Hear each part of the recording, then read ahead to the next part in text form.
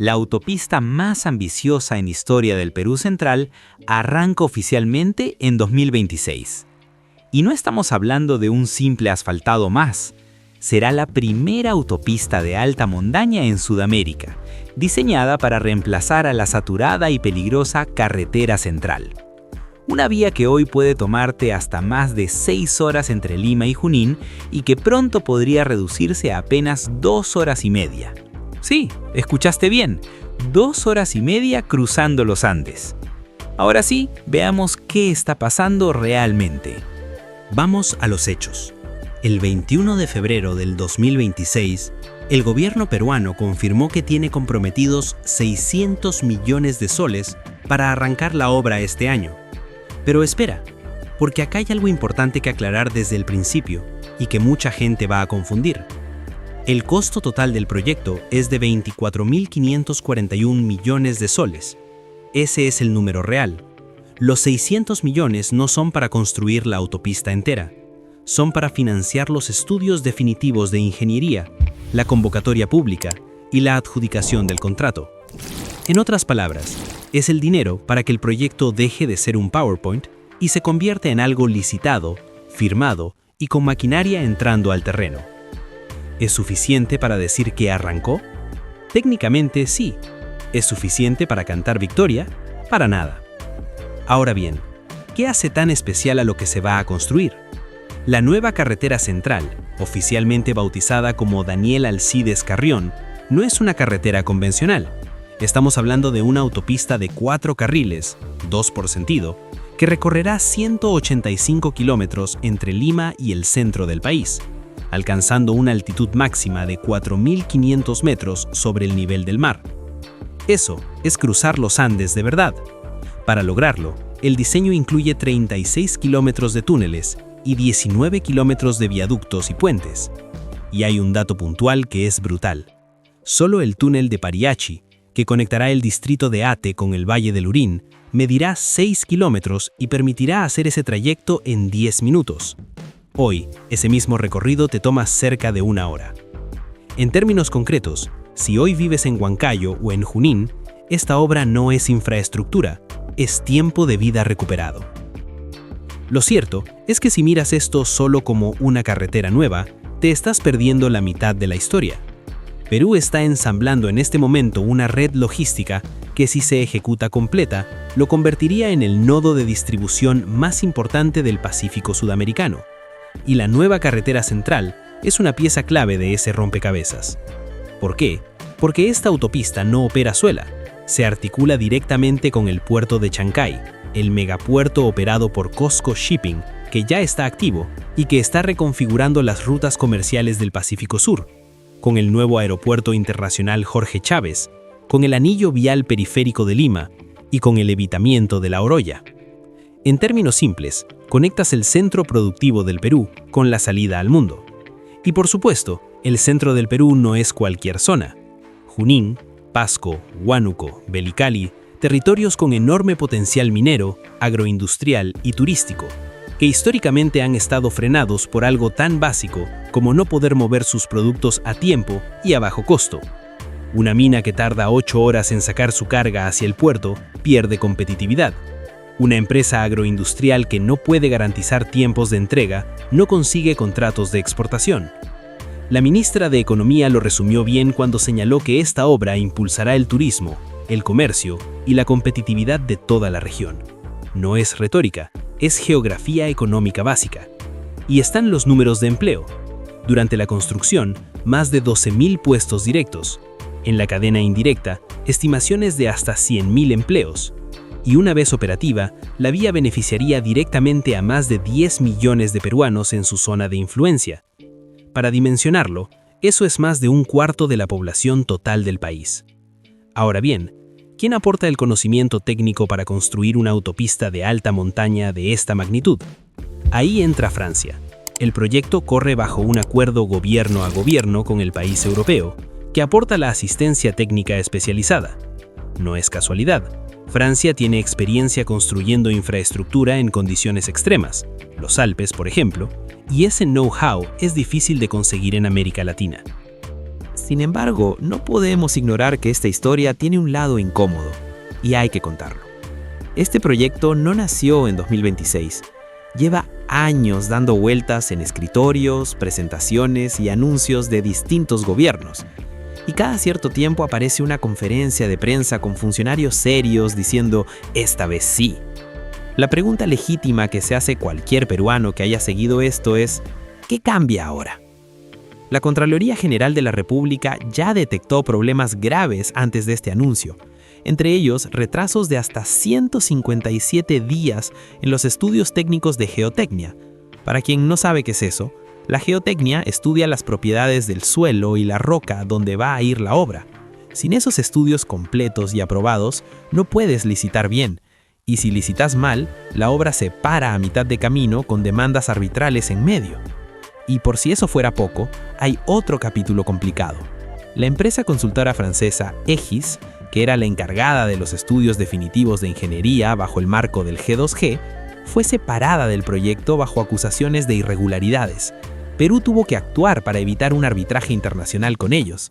Eso genera costos adicionales, retrasos y un proceso de nueva contratación que no es rápido.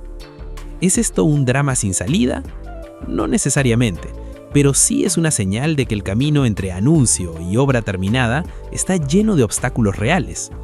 Y para ponerlo en perspectiva con la región, Colombia tardó más de 15 años en ejecutar su programa de concesiones viales de cuarta generación, las famosas 4G, que debían modernizar sus principales corredores. Brasil tiene el ferrocarril Ferrograón, que conectaría el agronegocio del Mato Grosso con un puerto en el Amazonas, paralizado por años entre disputas legales y ambientales. Los megaproyectos de infraestructura en América Latina tienen una historia consistente de arranques triunfales y finales que se demoran el doble o el triple de lo prometido.